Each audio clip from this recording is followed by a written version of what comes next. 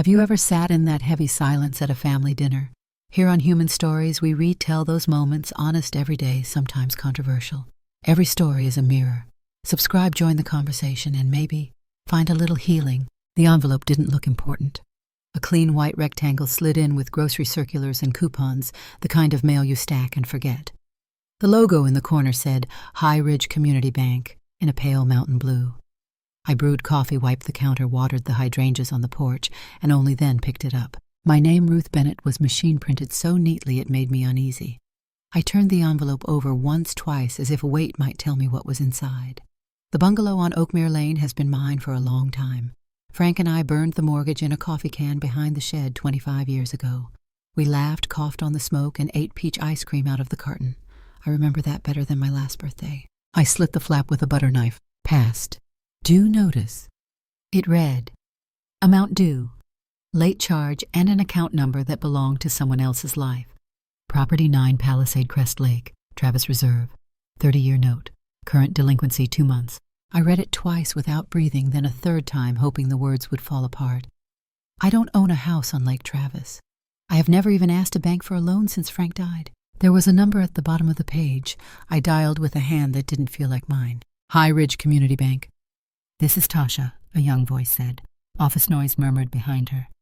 How can I help you today? I received a payment notice on a mortgage I never took out, I said. It has my name and social security number. There's a mistake. One moment, Miss Bennett. Keys clicked. Okay. I do see a file under your name. Loan opened last month. Primary security 9 Palisade Crest. And there's a durable power of attorney on record authorizing an agent to act for you. My chest went tight. What agent? I can't disclose the full name without verification. She took me through security questions no one else should know. Mother's maiden name. First car. The color of the front door on Oakmere when we bought it, Frank insisted on green. Thank you, she said after I passed. Your designated agent is Vanessa King. She provided a copy of your driver's license and social security card. The notary stamp is valid. Everything appears in order on our end. If you believe there's fraud, you should contact law enforcement, but payments remain due until we receive a formal dispute. I didn't sign anything, I said. My voice sounded far away, like it came down the hallway from another room. I don't know how you have my ID. I'm sorry, ma'am, she said in a practiced, gentle way. I can add notes to the account. We hung up and I set the phone beside the letter and listened to the refrigerator hum. Outside, a truck downshifted on Oakmere. A cicada rattled in the live oak. My hands shook, so I folded them together and pretended I was saying grace. I had someplace to be. Zoe was turning 14, and Vanessa had reserved a long table at a barbecue spot on South Congress with mason jars and strung lights and a wall where people took pictures for the internet. I told myself I would not ruin the day. I told myself a lot of things I didn't feel. I parked 2 blocks away and walked so I could think. The place smelled like hickory and sugar. At the curb, a midnight blue Tesla idled with a temporary tag slick against the windshield. Vanessa has always liked to arrive as though cameras were waiting. She saw me and smiled without warmth. Vanessa shines like a storefront at dusk. Perfect hair, perfect teeth, eyes scanning who's looking. Mom, she said, kissing the air near my cheek. You made it. Let's keep things light today. Okay, Zoe's day.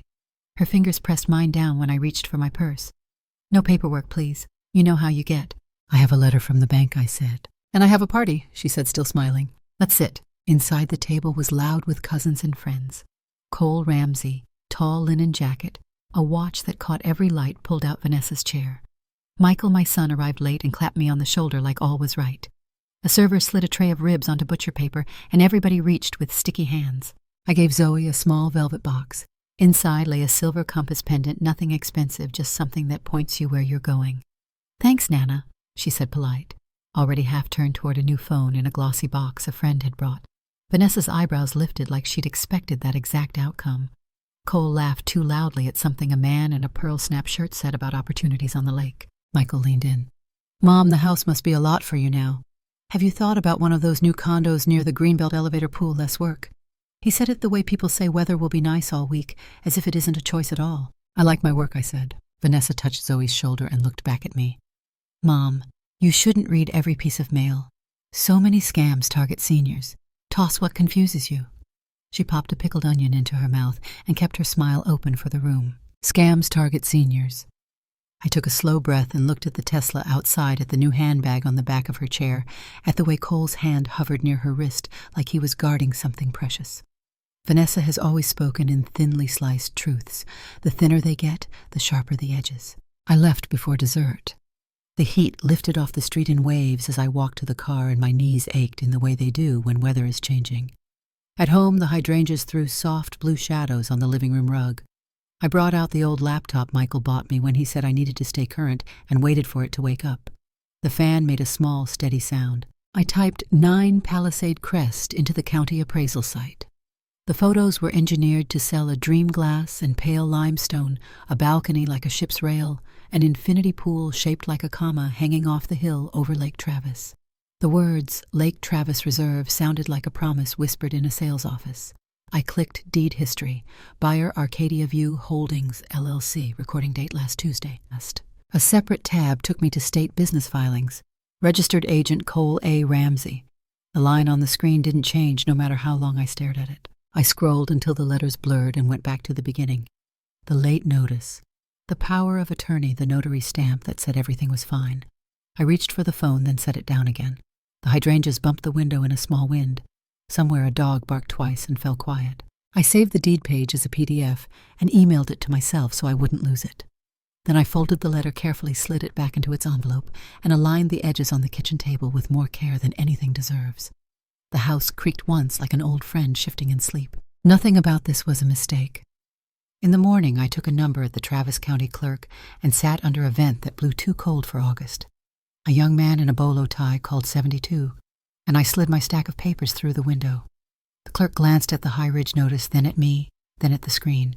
I'll pull recorded instruments on 9 Palisade Crest and anything filed under Ruth E. Bennett within the last 60 days, he said. His fingers moved with the bored rhythm of someone who has watched lives change behind glass. He printed a deed transfer to Arcadia View Holdings, LLC, and a durable power of attorney bearing my name. The POA listing was new filed 8 days earlier, notarized in Williamson County, though all the addresses were in Travis. The witness line said Sharon M. Driscoll, with a Round Rock Street, and a signature that looped like it was practicing for a wedding invitation. "Can I get the notary's commission number?" I asked. "It's there," he said, tapping the seal. "TX 1282773 expires 2027. I paid for certified copies and stepped into the sun with a manila envelope that felt heavier than it was. The courthouse square smelled like cut grass and diesel. On a bench under a cedar elm, I balanced the file and read every line. My name appeared 12 times, spelled right each time: my birth date, my driver's license number, my social security number. The signature looked like mine on a day without coffee, close enough to fool a stranger, not close enough to fool me. I caught the city bus home and set the envelope on the kitchen table, then pulled the laptop closer and typed Texas Notary Search. The Secretary of State database confirmed the commission number. I called the phone listed. "This number is no longer in service," a recording said. I called again because sometimes machines are wrong. The same voice told me the same truth. I opened another tab, Travis County voter records. There was no Sharon M. Driscoll at that Round Rock address. I tried property tax. The parcel belonged to a landscaping company, a P.O. box, and no person by that name. The lines on the page didn't prove anything on their own. Together they made a shape. I found Alma Reyes by accident, and then on purpose. At the Senior Resource Center, a flyer curled on a corkboard. Elder Law Clinic, protecting you and what's yours. Someone had taken the normal tear-off tabs. Someone else had printed a second set and clipped them neatly at the bottom. I called, and a human answered on the third ring. Her office sat in a converted bungalow near the university wood floors, diplomas a wall of file boxes with neat labels. Alma was in her early 60s, small and straight-backed hair pulled into a silver knot. She shook my hand like she trusted me to decide how hard to hold on. "Tell me everything," she said. I told her about the envelope, the phone call, the barbecue, the Tesla, the new handbag, the way Cole's hand hovered like he owned the air around Vanessa. I told her about the clerk, the POA, the witness who might not exist, the notary with the dead number. While I spoke, Alma underlined phrases on a yellow pad: POA agent Vanessa King, Arcadia View Holdings Commission, TX 1.82773. When I finished, she said, "We're going to make a clean paper trail. It won't fix what's already been done, but it gives us leverage." She printed forms, an FTC identity theft report, a fraud affidavit for High Ridge, and a list of steps in block letters. Police report. Even if they do nothing at first, it creates a case number. Credit freeze at the 3 bureaus. Bank fraud department fax, email, and certified mail. "Do not rely on anyone's voice," she said. Paper. Paper answers its own questions. She examined the POA with a jeweler's loupe taken from a drawer. "See here," she said. Notary seal is crisp. The date format is unusual. Your signature crosses the margin, which is a small thing, but people signing their own documents rarely do that. She paused over the witness signature. And this flourish. It's what people do when they're copying someone else's idea of a signature rather than their own habit. Her tone stayed even, not cruel, just precise. Precision makes a different kind of comfort. I filed a report at the Austin Police Department. The officer at the desk, a man with hair dyed a sincere black, asked the kind of questions I would have asked if I were him. Any recent hospital visits, Miss Bennett? Any appointments where you handed over an ID for copying? I thought of dentist forms, urgent care after a fall, the time at the pharmacy, when the line stretched to the greeting cards, and everyone, me included, handed IDs down the counter like coins. He gave me a card with a case number and said a detective might call. He did not promise they would. Back in Alma's office, we called the bank's fraud line together. Alma spoke in a steady tempo that left no room for misunderstanding, citing statute and policy numbers. I repeated under my breath to learn the shape of them. She faxed my affidavit while I was on the phone so the file would update before a person could forget we had called. Then we sat in silence while her machine spit out a confirmation page like a ribbon. Alma clicked through NMLS Consumer Access and found Trevor Lane, the mortgage broker, on the Lake Travis file. His photo showed a handsome man trying not to look at himself. There was a disciplinary action, a state consent order 5 years ago for documentation irregularities, and a fine that looked like a number of people laughed off when they made the kind of money you could make moving paper. Friend of Vanessa's, I said. High school. Friends make the easiest fraud, Alma said. She wrote Trevor demand letter on the pad. We'll send him a notice of potential civil liability and copy his company and the bank. People who sell trust hate having theirs questioned. By late afternoon, the sky turned that flat white. That means the heat has decided to stay. Alma drove while I read HOA restrictions aloud from my phone. Lake Travis Reserve short-term rentals prohibited. No commercial events without board approval. Use in keeping with residential character. Show me the house, she said. We wound around hairpin streets, cut into limestone past mailboxes that looked like little forts. 9 Palisade Crest sat on a slope of crushed granite and drought-tolerant shrubs, glass catching the lake like a mirror in every window. A white cargo van idled in the driveway. 2 women in black carried garment bags inside. A chalkboard sign leaned against the front step. Private session today by appointment. Not an open house, Alma said. It's always an open house if the doors are open, I said, but I stayed on the sidewalk. We watched for 5 minutes. A man with a camera the size of a baby followed Vanessa from room to room while she stopped in doorways to make little cathedral shapes with her hands. She glanced at the lens the way people check their reflection in a spoon. Cole stood near the kitchen island with someone in a blazer flipping through a folder the way you flip through something you haven't read. A woman with a clipboard hurried out to the curb. Are you ladies on the list? She asked. No, Alma said. Just admiring the rockwork. The woman smiled the kind of smile you reserve for trespassers you can't legally remove. It's a private session, she said. We'll be wrapped by 5. We left. Along the ridge, a few homeowners had propped HOA meeting notices on their mailboxes, the paper flapping under binder clips. Special board session use violations, noise parking. Alma parked under a live oak and wrote the time and date in her book. We'll attend, she said. And then, you don't speak unless they ask you to. I'll handle the speaking. I can be quiet, I said. It was true until it wasn't. I made coffee when I got home and set 3 saucers on the table. Equifax, Experian, TransUnion. I went bureau by bureau. Froze my credit set fraud alerts, changed passwords I had kept too long out of stubbornness. My hands stopped shaking when there were boxes to check and pages to print. Michael called around 7. Mom Ness said you showed up at the house, he said. He sounded tired in a way that pretends to be reasonable. You can't do that. It's not a good look. I stood on a public sidewalk, I said. Still, he said, this is embarrassing. If you've got concerns, talk to me. Don't start, creating a scene. I filed a police report, I said. There is a case number. Silence. Mom, he said finally, you know Ness. She's dramatic, not criminal. We ended the call with words people use when they want to stay family. The HOA board met in a clubhouse that smelled like carpet cleaner and lake water. People came with folded arms and open folders. A woman in a visor spoke first about noise after 10. A man described guests parking across his driveway, so he had to back into a cactus bed. Someone else passed around a printout of a social media post where Vanessa had written, Our Forever Venue under a photo of the balcony at Golden Hour. Alma waited until public comment. She stood, gave her name and bar number, and handed copies of the POA and deed history across the table. She spoke without heat. Unapproved commercial use, questionable authority, recorded instruments in conflict with deed restrictions. The board chair, a man whose forehead had learned to frown, took the papers and said they would confer with counsel. On the drive back, cicadas screamed in the trees like electricity running on bark. A storm flickered way off toward Marble Falls, just heat lightning pretending to be weather. Alma set the folder on my lap, the certified copies on top, the case number from the police report on a sticky note in blue ink. "Keep these somewhere safe," she said, "not in your purse." I slid the folder into the drawer where Frank used to keep warranties for tools. The house clicked as it cooled. I rinsed 2 coffee mugs and set them upside down on a towel to dry. The hydrangeas need water every 3rd day. I water them every other day because rules made for plants are different when heat has an opinion. I wrote the case number on the inside cover of my address book in pencil and closed it with my thumb pressed hard on the spine until it creaked. Then I sat at the table and read Alma's list again line by line until the ink marks felt like edges on something I could hold. The wind ran hard off the lake the day they staged the house like a magazine. I knew because the HOA calendar listed a special session for the following evening, and Vanessa had posted a flyer-shaped burst on her page that morning, Private Bridal Editorial, Lake Travis Reserve. Closed set. Closed sets tend to leak. Alma parked 2 streets down where the limestone curb sloped to scrub and mesquite. "We're observers," she said, locking the car, eyes open, mouths closed. The driveway at 9 Palisade Crest held a box truck with a florist's name painted in cursive, a Sprinter van with a production logo, and 4 SUVs. A man in shorts and a headset dragged a coil of cable across the stones. Inside, air conditioning poured out cold enough to wrinkle skin. I stood just beyond the threshold where the cool and heat touched and parted like strangers passing. 5 minutes to reset, someone called.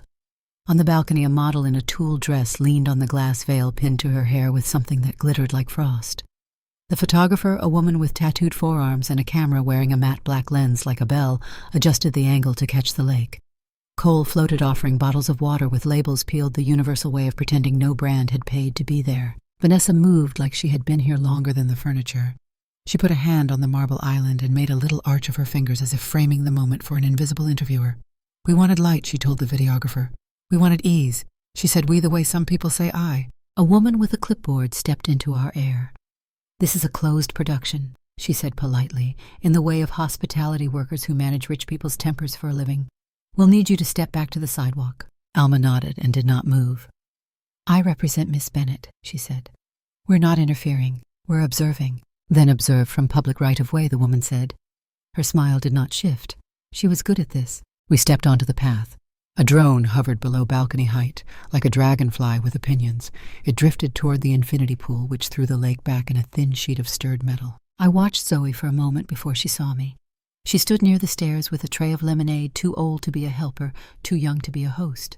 When she noticed me, her eyebrows popped like tiny wings, and then settled as if she had been told a script and wanted to keep to it. "Hi, Nana," she said, voice low. "Hi, honey."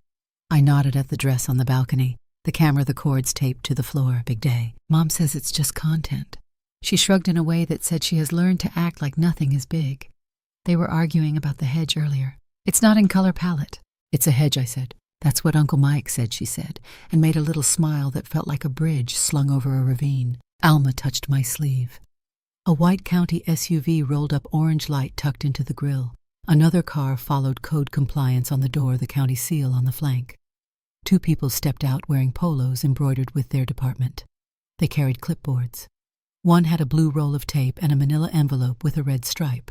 The headset man stepped forward. "Ma'am, we're in the middle. This won't take long," the woman said, calm as a nurse checking a pulse. "We're posting a temporary notice to cease event operations pending review for alleged unpermitted commercial activity and potential deed restriction violations.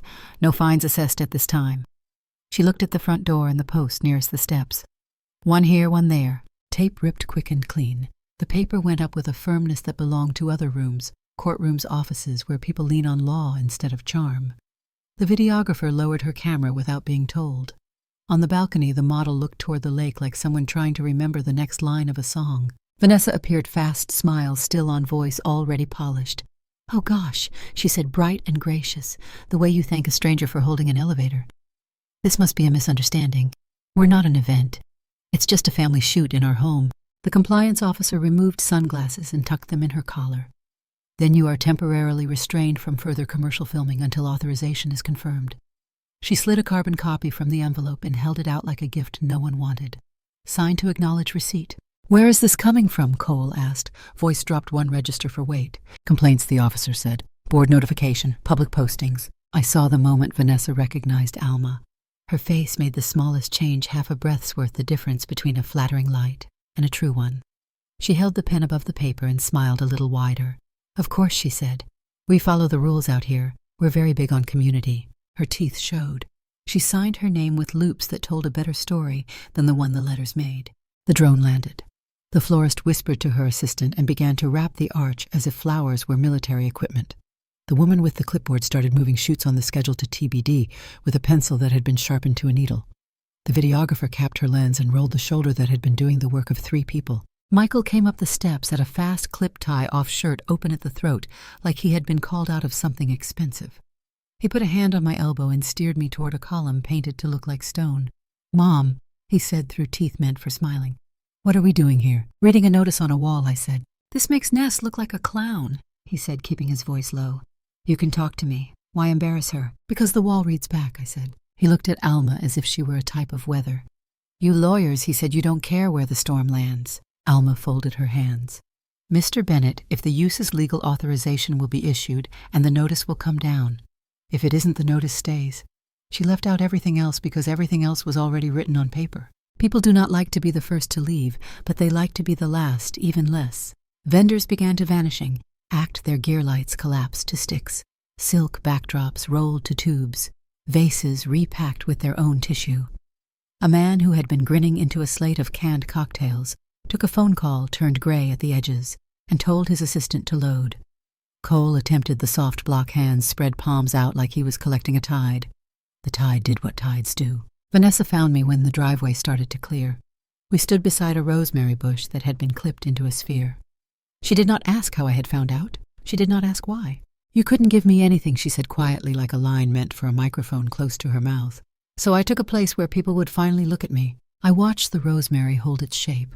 I did not touch her. You took my name to do it, I said. She laughed once, a sound with no upward tilt. Your name never did anything for me, Ruth. We looked at each other, the way you look at someone through a window, the face clear, the air between you full of your own breath. I brought you a compass once, I said. You were 10. You wanted to know if it would work at the mall. You said the escalators pointed wrong. I learned to point myself, she said. Zoe stood at the doorway holding the lemonade tray. She did not interrupt. She did not join. She looked between us like someone who had been taught how to stand perfectly still until the adult with the loudest keys finished talking. The compliance officers returned to their SUV. The notice flapped once in a gust and held. A neighbor with a Labrador paused long enough to read it out loud in a tone that did not quite hide pleasure. Traffic on the lake made threads of white water. A thunderhead built over the dam, taller than anything humans make. Back at Alma's office, the air was warmer, the light kinder. She set the carbon copy on her desk and reached for her rubber stamp. The stamp hit the page and left received in purple ink with a date in the middle. Paper in, she said. Paper out. She slid a printed demand letter from the tray and initialed the corner. To Trevor Lane. Redocumentation and potential liability. I watched her seal it and set it beside 2 more addressed to a mortgage department and the registered agent box for Arcadia View. I don't like leaving that girl standing there, I said, and did not specify which one. Alma closed the drawer with the stamps and leaned her hip against the desk. You kept your voice even, she said. You didn't touch anybody. You watched the posting go up and you didn't pull it down. That's more than most can do. You make it sound like something hard, I said. It is, she said. Evening made the hydrangeas almost blue-black. I watered them slow, careful to soak the roots and not the leaves. The hose made a soft arc on the lawn. Inside, I spread the day on the table, the code notice stamped. Received the police card with the case number, the certified copies from the clerk, the printouts from the Secretary of State. I laid them in order until the pieces made a picture someone else might have drawn. Michael texted twice. Can we talk? And then call me when you can, Mom. I put the phone face down and listened to the house settle. Somewhere a glass pinged as it cooled on the counter. The refrigerator kicked on and off like a patient sleeper turning over. I slid the code notice into a sheet protector and clipped it into a binder with Frank's old warranty for a drill that no longer lived here. Then I took the compass pendant from my jewelry box and laid it on the table beside the papers. The needle twitched, found north, and steadied. I left it there while I turned out the kitchen light so I could see it glow a little from the window, the way small things glow when a room is finally dark enough to tell you where they are. The Travis County Civil Courts smell like paper and coffee that learned to wait. Alma and I rode the elevator with a bailiff and a man in a too-tight tie reading a motion as if it would change its mind before the doors opened. The hallway outside courtroom 4B had benches polished by worry. I sat with my folder on my lap, the received stamp peeking purple through the plastic sleeve. "Breathe from your ribs," Alma said, not looking up from her notes. "And when you answer, do it like you're talking to the clerk at the grocery. Plain and exact." The clerk called our case Bennett v. King et al. The judge entered, black robe falling just short of his boots, and the bailiff asked us to rise. When we sat again, the bench creaked like an old pew. Opposite us, Vanessa took her seat next to a lawyer with a sunburned forehead and a cufflink shaped like a tiny gavel. Cole sat behind them, not at counsel table, hands folded so neatly it looked like they might stay that way forever. Michael slid into the last row, jaw set, eyes down. He did not nod when he caught my glance. Vanessa's lawyer rose. "Your Honor, this case is a family misunderstanding dressed as fraud. My client acted under a durable power of attorney properly notarized and recorded. Any discrepancies are clerical, hardly grounds for the extraordinary relief the plaintiff seeks." Alma stood. "Your Honor, what we have is identity theft facilitated by misused instruments. We will show the POA is not authentic to Ms. Bennett's will or signature. We will show the agent exceeded any claimed authority by encumbering property the principal does not own. We will show a mortgage broker and a notary aided that misuse." The judge lifted a pen and looked at us over the top of his glasses. "Then you'd better show it." Alma called the first witness, Dr. Carleen Witt, a forensic document examiner whose hair had gone white in a practical way. She placed a binder on the witness stand like a small suitcase and pulled out enlarged images of signatures: my driver's license file, a passport application from 1998, a canceled check from last year, and the POA signature recorded 8 days before the deed. On the monitor, the lines looked like landscape maps. "Ms. Bennett's natural signature shows consistent pen lift at the second and in Bennett," Dr. Witt said, tapping a screen with a capped pen. "She also habitually undershoots the cross stroke on her T." She drew a line through air. "On the questioned signature, the R begins with hesitation. The lift at the second N is missing. The cross stroke is overcompensated. There are indications of drawn simulation, start and stop tremor, and unnatural speed changes." "Could arthritis cause those differences?" the defense asked. "Arthritis produces globally reduced speed and pressure," she said. "This shows selective changes where a copier watches a form and not a habit." The judge nodded once, making no promise that it mattered. Alma introduced Exhibit 7, my cardiology appointment log from Austin Heart Clinic, stamped and certified. Ms. Bennett was undergoing a stress echocardiogram at 10:43 a.m. on the date the POA was signed in Williamson County, Alma said. "The clinic is 22 miles from the notary's office." The defense stood. "People can sign before appointments," he said. Alma lifted another page. "Phone location records obtained with Ms. Bennett's consent show her device at the clinic from 9:58 a.m. to 12:16 p.m. with a 2-minute walk to the parking lot. The notary's log produced by subpoena places the signing at 10:41 a.m. She let the numbers sit where everyone could hear them. We called the notary. She did not appear. The judge signed a bench warrant for her testimony and moved on. In her absence, Alma presented the commission file, valid on paper, unreachable by phone mailing address, linked to a landscaping company, P.O. Box. Sharon M. Driscoll, the witness, did not appear in county voter rolls, utility records, or at the Round Rock address, written in a hand fancier than it needed to be. The judge scratched something in the margin of a pad and told Alma to continue. "Trevor Lane," Alma said, and a man in a navy suit with a pocket square like a new flag took the stand. The oath looked too big in his mouth. He smiled as if the room might prefer him that way. Alma walked him through his NMLS record, the consent order 5 years back, for documentation irregularities. He called it ancient history. She entered Exhibit 12, an email from Trevor to Vanessa, produced by his firm after a subpoena and a brief argument. The subject line read, "REPOA doc timing. We can backdate the notary if needed, but it's cleaner if your mom signs in person." Alma read, "Mr. Lane, is that your email?" Trevor coughed. "That's not how I'd put it in front of a judge," he said, then tried a laugh that died on the first step. "I meant the filing date could reflect when the package was complete, not the notarial act." "Is that what you wrote?" Alma asked. "No," he said. "And did Miss King bring you the POA?" "Yes." "Did you meet Miss Bennett?" He hesitated, eyes widening as if surprise could become a fact. "No." "Nothing further," Alma said. Vanessa's lawyer leaned on the lectern with 2 fingers. "Mr. Lane, did you believe you had authority to proceed?" "I believed the file showed authority," he said, suddenly precise. Alma called Cole. He came as if walking uphill, placed a palm on the Bible, and sat. In person, he was quieter than his watch. "Mr. Ramsey, who formed Arcadia View Holdings, LLC, Alma asked. "I did," he said. "Why?" "For real estate opportunities," he said, eyes on the table. Who suggested using Miss Bennett's name to secure a mortgage? He looked at Vanessa for a fragment of a second. She never moved. Vanessa, he said, did you understand that Miss Bennett might not have consented? I had doubts, he said. I asked. She said her mother was forgetful that the POA covered it. Did you profit from the transaction? No distributions, he said, not yet. Vanessa's lawyer rose. Mr. Ramsey, are you currently represented by separate counsel? Yes. And did anyone promise you leniency for your testimony? No. He left the stand with his hands in his pockets, a small violation in a room that noticed such things. Finally, Alma called me. The clerk swore me in. The wood of the witness rail was warm from others. Miss Bennett. Alma said, did you sign the durable power of attorney filed with the county? No. Did you authorize Miss King to take a mortgage in your name for 9 Palisade Crest? No. Did you know of the property before you received a late notice from High Ridge? No. Vanessa's lawyer came up with a softened smile. Miss Bennett, you love your daughter. Yes. You've given her permission before, haven't you? To handle bills, to call the cable company, to sign a school form when she was young. School forms when she was a child, I said. Not a house when she was grown. When was the last time you loaned her money? Years, I said, small, and I wrote it down. And you attended a gathering at the Lake Travis property and brought documents with you. Did you not? I brought a letter to show my daughter something with my name on it, I said. No further questions, he said, as if he had made a point only he could see. He called Vanessa. She walked to the stand like a stage she had not chosen. Up close, the makeup read as effort rather than glow. Miss King, he said, did you believe you had authority to act for your mother? Yes, she said quickly. She told me not to worry about the details. She said she trusted me. Did you intend to harm her? No, she said. I intended to help. It's an asset. It's an investment. It lifts all boats. Alma stood with the careful calm of a person placing a glass on a shelf. Miss King, did your mother ever tell you she did not want to move from Oakmere Lane? She says a lot of things, Vanessa said. Did she tell you not to sign in her name? Vanessa's mouth made a small straight line. She didn't say those exact words. Did you sign her name? I authorized the notary, she said. That is not the question, Alma said.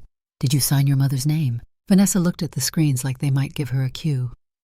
I signed so the process could move, she said. Thank you, Alma said, and returned to counsel table. The judge stacked our exhibits into a squared pile, thumbed their edges, and spoke without turning his head. I find the durable power of attorney invalid as to Miss Bennett's signature and intent. I find the encumbrance recorded against Miss Bennett's name is unauthorized. The mortgage is void as to the plaintiff. I order Arcadia View Holdings to unwind any interest derived from the fraudulent instrument. Costs and attorney's fees to the plaintiff. The court refers the matter of the notarial act and the mortgage origination to the appropriate state authorities for review. The gavel touched wood once barely a sound enough to make silence bigger. Vanessa stared at the bench as if distance could become mercy. Michael wiped a hand over his face and looked at the ceiling. Cole stared at his knees still folded as if he had rehearsed a posture he could keep. We stood because people stand when a judge leaves. In the hallway, the air felt thinner, as if the oxygen had learned to pass through the room without us. Alma tucked the order into my folder and pressed the edge flat with her palm. Paper in, she said softly out of habit, and then, you did fine. I nodded. The elevator took its time. In the lobby, a vending machine hummed like a chorus. Outside, August sat heavy on Guadalupe Street, and the sun threw hard light at the courthouse steps. I watched a bus kneel for a woman with a cane, then watched it lift again. The binder cut a straight line into my forearm where I held it close. I shifted it to my hip the way you do with a sleeping child, and started down the steps one at a time, careful not to miss. After the order, the house relearned quiet. No more envelopes with windows, no numbers in red. The binder sat on the kitchen table like a guest who didn't know when to leave, then moved to the drawer where Frank used to keep warranties for tools that outlived the boxes they came in. I slept without the refrigerator hum sounding like a clock I couldn't stop. A week later, Alma came by with a certified envelope from High Ridge Community Bank, and a second one from their outside counsel. We read at the counter with the hydrangeas making blue shadows on the tile. The bank's letter was cut from the fabric banks use when they want to sound human. We regret deficiencies in our verification procedures, it said.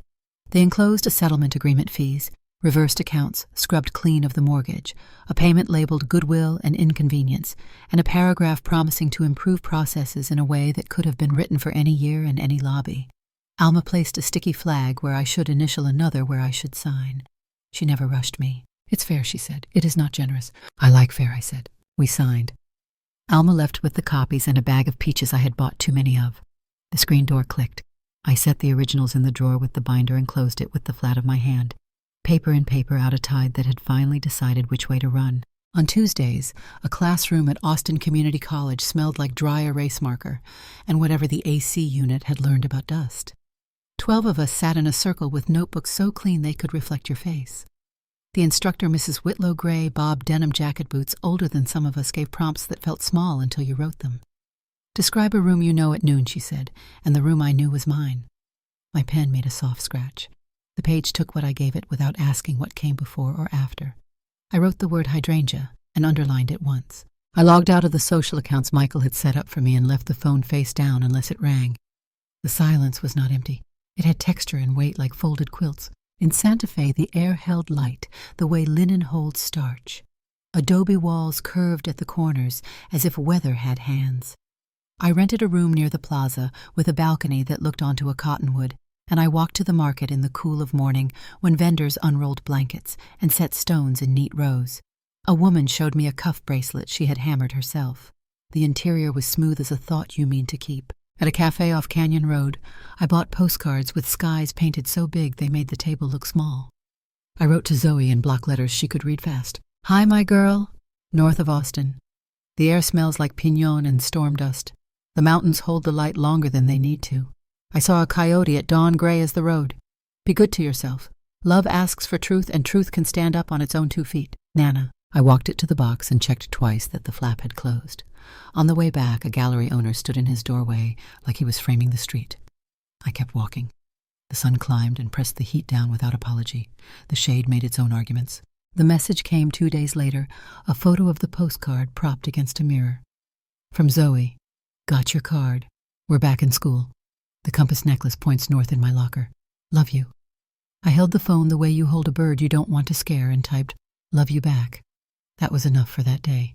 When I returned, the HOA packet in the mailbox held minutes typed by someone who liked bullets. Use complaint sustained. Cease notices to remain. Future applications to be denied, absent full board review. The language had no temperature. It didn't need any. The backyard had gone to seed around the edges.